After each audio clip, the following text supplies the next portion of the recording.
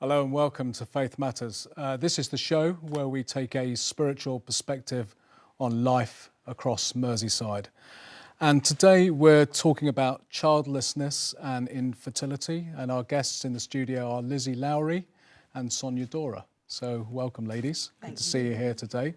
And Sonja, you're the only person who's emailed me to ask me what colour the sofa was. So I didn't want to blend in too much and disappear. No, you're looking good. And well, you're both looking good, of course. Just an introduction to yourself. Now, Lizzie, you're a curate's wife. Yes, I am. Or spouse, I probably should say. Yes, Curate's spouse. Correct, at, over in Crosby. In Crosby, yep. And Sonja, you are a curate. I am a curate. In the Church of England. We're talking about the Church of England. In St Peter's in Walton, but I work on Speak as well at All Saints and the Place to Be as well. Right, okay. Great. And how long have you been in position, in place, doing these kind of things? We moved to Liverpool just over a year ago. Every time I meet people walking a dog, they remind me I'm not from round here. I don't sound Scouse, but I really love living in Liverpool. And at the moment, I'm kind of doing a few things. I'm writing a book, and I write on a blog, and the book's kind of my story, which we'll talk about later. And then I'm involved in some stuff with the church. I'm becoming a local missional leader, which looks at helping kind of do mission with the church in the diocese, and setting up a cafe and bakery in the new year in Crosby for the community as well. So, fantastic. Yeah. And Sonja, you're just doing the curates, not just. Yeah, you're doing the kind of stuff. I'm in my final year, so I've been signed off as competent to take a first incumbency, having finished my training. So I'm finishing my curacy and looking for work and enjoying life. And are you from here? Are you from Liverpool? I'm not. My granddad is, though. Right, okay. And I have got an overdeveloped sense of humour, which nearly makes me Scouse. That's good. That's good. Okay, I'm just going to ask you to tell your stories, really, because it's very impersonal stuff we're talking about today, childlessness and infertility. Lizzie, just tell us your story. Okay. I mean, I think my story kind of moves from silence to a room full of people. And I think, as you said, like childlessness and infertility is something that's very private often. And I think, to be honest, that's something that didn't actually really help me to start with, because I didn't know what was going on and how to talk about it and how to deal with it as well, because I'd never heard anyone else talk about it. So I was alone the first time I had a miscarriage on a train, and my husband picked me up. We went to the doctor. He confirmed what had happened, had dinner, went to work the next day, didn't really tell anyone. I didn't know who to tell. I'd never known anyone that had had a miscarriage. So I just kind of tried to move on and thought that was the best way to deal with it. A year later, I got pregnant again, and I miscarried again. And we told a few people, like family members and a couple of friends, but again, no one in my kind of close kind of friendship circle, no one had ever experienced it. So I didn't know how to talk about it, and just tried to move on. 6 months later, I had another miscarriage, and again struggled to kind of deal with it.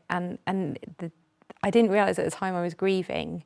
I thought you could only grieve something you met or had had a conversation with or held. But I was grieving. Grief doesn't have a criteria, and I've learnt that later. But I didn't really know how to kind of marry out what was happening in my life, and how to talk about it. So I just kind of kept quiet. And it's interesting, there's this guy who, this Christian writer called Timothy Keller, and he wrote this book on suffering. He kind of says that Western culture is one of the worst at knowing how to deal with pain and suffering. And I really agree with that in my experience. Like, it's not something that we find easy to talk about. And I thought that struggling meant that I wasn't coping well, when actually we all have struggle in our lives, and it's kind of being honest about that. And we then moved to Cambridge for my husband to train to be a vicar. And being in a theological training college is possibly the worst place possible you could go to if you're struggling with having children. I can imagine, There's all these people who are like 10 years younger than you and like extravagantly fertile and just popping babies out all the time, with all these biblically named children just running around causing chaos. And I really struggled. I really struggled to connect with the community. No one knew what had happened before we'd come there. And I felt very isolated, and it got to a point when we'd been invited around to this girl's house for like tea and cake, and I just started crying. I just couldn't, I think it just all come to a head. And there were a couple of girls there, and I just told them everything that had happened, and they were amazing, and they just kind of sat with me, and they asked me to talk about what it felt like, and how I was, what was going through my mind and how I was feeling. And that was a real turning point, because it was just that thing of moving into starting to share what I was going through. I then did get pregnant again. It's my 4th pregnancy, and I told these women that I'd met, and then I miscarried, and I told them, and they came round and they brought food round and they sat with me, which was just amazing. It was very simple what they did. They just brought chocolate and crisps, and we just sat on the sofa. But it was incredible. It was really helpful. And then I got pregnant again, and then I had to go into hospital, and I was in a lot of pain, and I was miscarrying. And 2 of the women that who I'd met at the college, they actually came to the hospital, and they witnessed everything that happened. And for me, I'd never been able to really describe what having a miscarriage was like, because you don't want to like go into too much detail, and it varies a lot, but it can be horrendous. And they saw it for themselves, and it gave me a real freedom. It kind of brought authority to the experience that I was having, because they'd seen it. Okay, I don't want to interrupt No, you, it's but I okay. just want to, this part, we'll come back to some of those things when we talk about the website and stuff, but thanks so much for sharing that. Good. Sonja, tell us a little bit about your experience. My experience has been full of grief, like Lizzie's, but a very different journey. When I met my now husband, Phil, he said to me, we'd only known each other 4 days, he said to me, "What do you think of Tom, Beth and Joshua as names for our children?" I promptly burst into tears, because I knew I was unlikely to become pregnant, because I'd been raped when I was 17, and as a result of the rape, my insides are messed up, and there's very little probability that I could get pregnant, which has been proved by 18 years of having fun trying, but not actually ever getting pregnant. So the journey has been very different, because we've not had the event of the miscarriage and the horror of that. We've just had this kind of great big yawning cavern of empty, never getting there. Although occasionally the menstrual cycle itself almost gives you that pattern of grief as you discover that your period has started, and oh no, once again, you're not pregnant. Again, very similar to Lizzie, finding at the beginning you just didn't want to talk about it.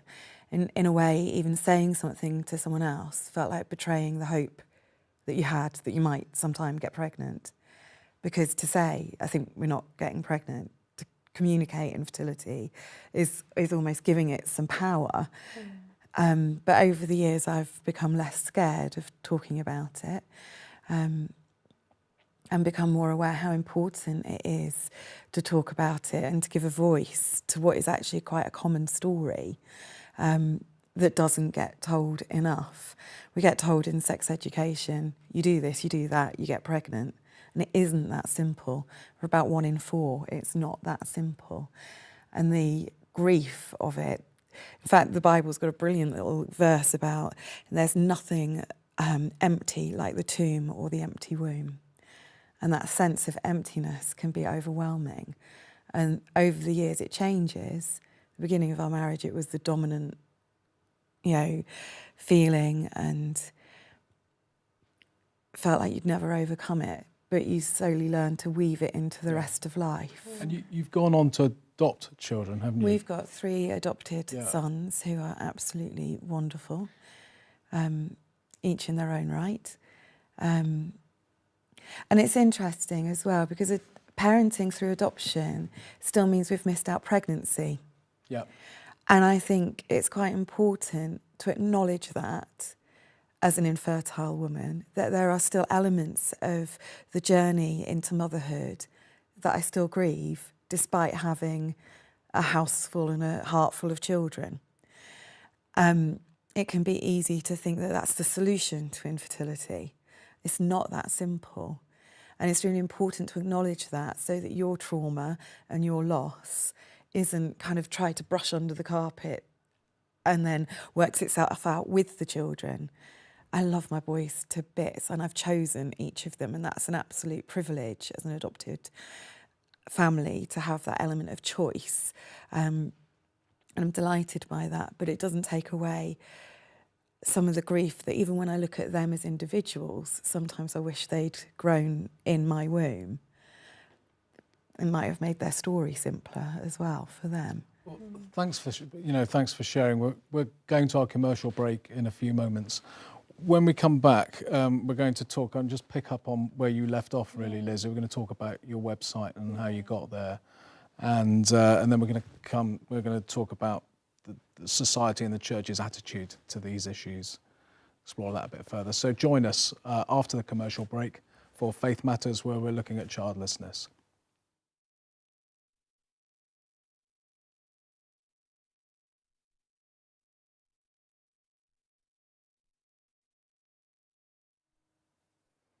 Welcome back to Faith Matters. We're talking about infertility and childlessness. Today, our guests in the studio are Lizzie and Sonja. Lizzie, I felt like I interrupted you. I didn't mean to. I want to come back to what you were saying and to talk about your website. You know, how did you go from that place of real trauma to starting the website, Salt, Water and Honey? Just tell us about that. I think for me, a lot of the journey of what we've gone through has been about finding my voice, and the strength that can come from being vulnerable and talking about what you're going through. And actually there's healing in actually, I think, speaking out, just the physical act of speaking. And one thing, when I was going through the miscarriages and we were looking, to try and start a family, I was looking online, I was looking for books that might be able to help me, or that I could identify with, that would kind of help me feel less alone. But there's not a lot of very good stuff out there. They're either like very angry, slightly bitter, or people wait until everything's okay and they've got the baby and then they write about their story. And there's not a lot told from the middle, but in a kind of healthy way. And often they always place the child as like, I'll do anything to get this, and the child is the answer and this is a solution. And I didn't feel like that for me really helped. I wanted to be able to work out what my story looked like, even though it looked different as I imagined, but to make the most of that in the moment. And so it got to the point when I just had, I had 6 miscarriages. So I had my 6th miscarriage and my husband was like, we need to start a blog, we need to write it now, we need to write the first blog post now in the middle of what has just happened and be honest. And so it was literally this moment of, it has to happen now. And so he's a web developer, he used to be a web developer, so he was able to set it up really quickly. And we both wrote a blog post about how we felt at the time. And we've brought in different voices of different people with different experiences. So from singleness, people who have adopted, miscarriage, male infertility as well. And to try and kind of talk in the middle of that. Because I think, especially as people of faith, often we always think there should be an answer or a solution, or we think that God has a reason why he's doing that. But I think sometimes we don't allow there to just be, this sucks, and that's all we can say. And Salt, Water and Honey, the idea of the name was the balance of the kind of the salt water, like the tears, but also the honey. And that I think, we're all made up of both those parts of our lives. And I think it was to make sure that those elements were always there. The kind of bittersweet, we're made of strength and struggle, and to kind of express that and be honest, but also be humorous. I mean, that's the Bible, isn't it? Yeah. As well. I mean, completely. People don't read the Bible perhaps in the way that they did, so they don't know that. No. That's kind of... Exactly. The Psalms are amazing, because there's more angry Psalms than there are happy Psalms. Yeah, but we always focus on the ones when they say everything's okay. And I think the Bible's better at talking about struggle than the church, to be honest. Absolutely. we've really been inspired by what how the Bible kind of communicates struggle and trying to do that Well, I mean, through our the own word stories. Israel, the word for the people of Yeah. God, means struggle. Yeah, You know, those who struggle with God. You know, Yeah. that's the nature of the faith yeah. journey. Now, you've won awards, haven't you, or a award? Yeah, award. We were runners-up in the New Christian Media Awards last year for multi-author blog, which was really exciting. Was there red carpet and all that We going on? had a great free meal, made the most of the free wine, and it was a real privilege to be a part of. And it was nominated by someone who read the blog. We don't even know who nominated us, and for something that was very grassroots and obviously quite a sensitive subject. It was a real encouragement. We have over like 25,000 people reading the blog. My website actually was nominated for that, but I didn't hear anything else. I'm so sorry. Maybe this year. Yeah, I don't have 25,000 people reading it, I can tell you that. Keith, I'd have voted. Oh, actually, I'd have voted for Lizzie. Yeah. Sorry. But no, it was really great, and there's lots of people contact me through the blog, and I've got friends that I've made through it, people I've met up with, because a lot of people, they're very alone in their situation, and they've found they kind of email and we'll kind of chat and just keep up with how they're going. There's a couple who contacted us through the blog who are running a retreat day in January next year that we're going to be at. For couples experiencing infertility as well. So there's lots of things have come out of it, which have been really exciting, a real privilege to be a part of. That's great. Sonja, I want to look now at society and church's attitude. What's your experience? And is it changing? I hope it's changing. I mean, our experience has been so diverse. Everything from people who really understand, who've been able to embrace your pain and not try and offer you a quick solution, to people who would say that infertility is a curse and that somebody's actually said that to you. Oh yes, and that you just need to pray it out. Oh yeah, I heard that kind of stuff. Yeah. In fact, somebody suggested that it's sin on the maternal grandmother's side that needs, forgiving and so on, which I'm not having. I can't deal with that idea at all. I did my research for my MA on the infertile women in the Bible, and it doesn't take much reading of that when you read it, those stories of those women properly, to dispel that kind of mythology. And I think what's happened is that the church has skimmed over those stories. They're not well written about. They're not, even in some of the biggest theological dictionaries, infertility doesn't feature as a subject matter. And then what happens is cultural values become superimposed on those stories. So, for example, when God makes the world and says things are good, there's only Adam and Eve. There aren't children when the family of two are called good. Sarai gets a promise that she will become pregnant. Well, if everyone was going to be pregnant, she wouldn't have needed that unique and personal promise. Hannah, we see praying in her tears in the temple, and it uses a word about her that she's poised before God in that way.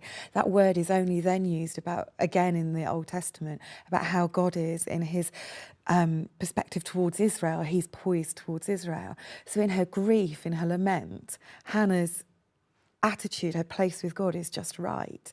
And then we get to the New Testament, and Elizabeth and Zechariah been waiting for a baby for 80 years.